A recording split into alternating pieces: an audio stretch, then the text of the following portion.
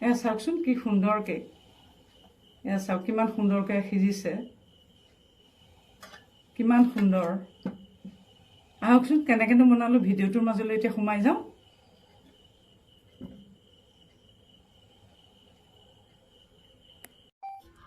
Tasty কিটচেনলৈ স্বাগত জনাই মই আজি এটি নতুন ৰেচিপি লৈ আহিছোঁ সেইটোৱে হৈছে তালৰ কেক এই কেকটো বনাবৰ কাৰণে প্ৰথমে এটা মই কেৰাহী ল'লোঁ এটা পাত্ৰ লৈছোঁ আৰু লৈ পেলাই তাতে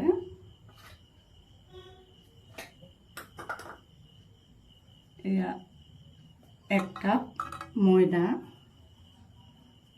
তাতকৈ অলপ বেছি 1 কাপতকৈ অলপ বেছি দিছোঁ ময়দা মুঠতে 1.5 কাপ ময়দা 1 কাপ চুজি অকণমান শুকান পাউডাৰ গাখীৰ চামুচ বেকিং পাউডাৰ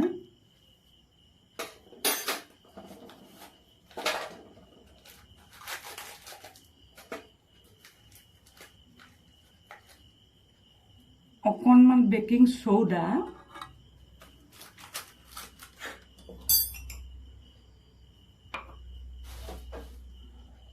আৰু এয়া 1.5 কাপ এয়া চাওক 1.5 কাপ তালৰ ৰস দিম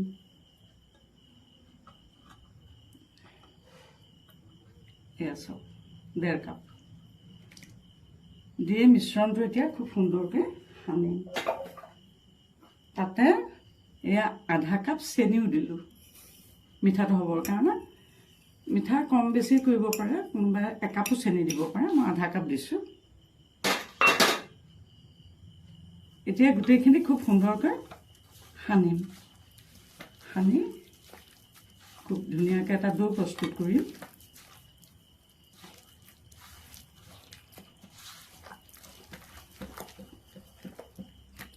ডোটো ঢিলাও হ'ব নালাগিব টানো হ'ব নালাগিব এটা জোখৰ হ'ব লাগিব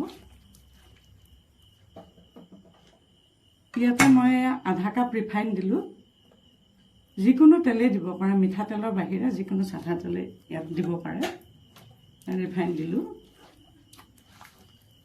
এতিয়াতো খুব সুন্দৰকৈ সানিম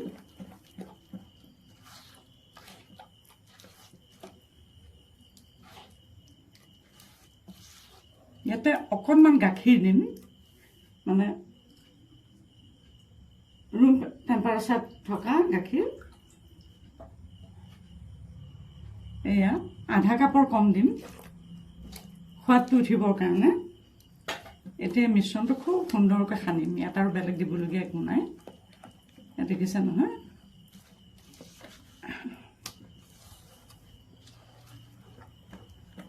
এইটো যিমান ভালকৈ ফেটি ল'ব কিমান মানে কেকটো সুন্দৰ হ'ব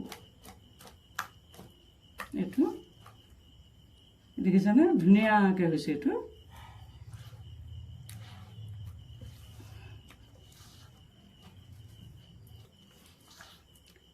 এতিয়া এইটো বনাবৰ কাৰণে কেকটো বনাবৰ কাৰণে এটা মই বাতি ল'ম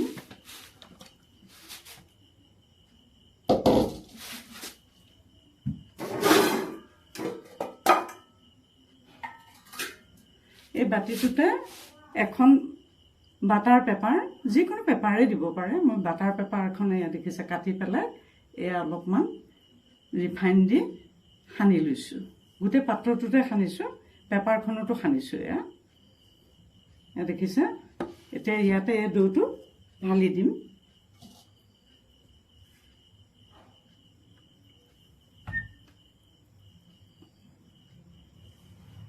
ডোটো ইয়াতে ঢালি দিলোঁ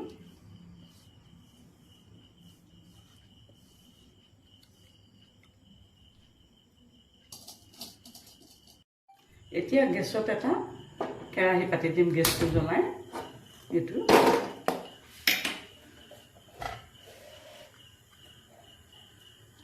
ইয়াতে অলপমান সৰহ অলপ 4 চামুচ 5 চামুচমান হ'ব ডাঙৰ চামুচৰ এয়া নিমখ দি দিলোঁ নিমখটো এনেকৈ গৰম হ'বলৈ দিম, এতিয়া হিট হ'বলৈ দিম।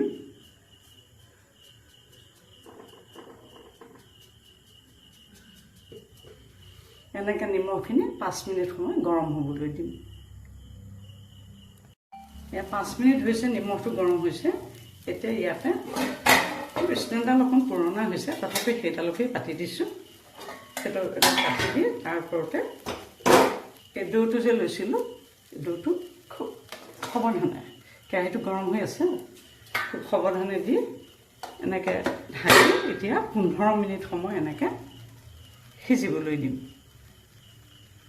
কেকটো। এয়া 15 মিনিট হৈছে। এতিয়া চাওঁচোন এইটো কিনো হৈছে। এইটো সুন্দৰকৈ ফুলি উঠিছে, সুন্দৰকৈ ফুলি উঠিছে। এতিয়া হোৱা নাই, কিন্তু ইয়াতে মই এইটা সুন্দৰকৈ সজাই দিম। আগত দিলে মানে বস্তুটো পুৰা যায়গৈ, সেইটো কাৰণে আগত দিয়া নাই। এইটো সজাই দিলোঁ।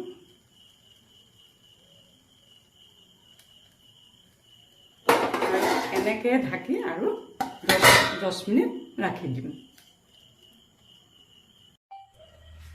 এতিয়া 10 মিনিটৰ পিছত চাওঁচোন কেকটো কি হৈছে বাৰু।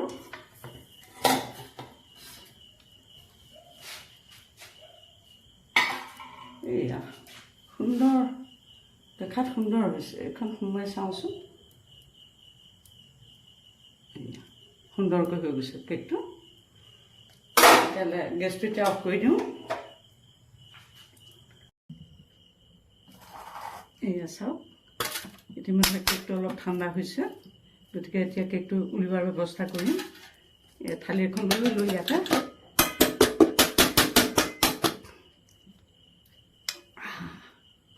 কি সুন্দৰ হৈছে এইটো, দেখিলে কি সুন্দৰ কেক প্ৰস্তুত হৈ গ'ল, তালৰ কেক।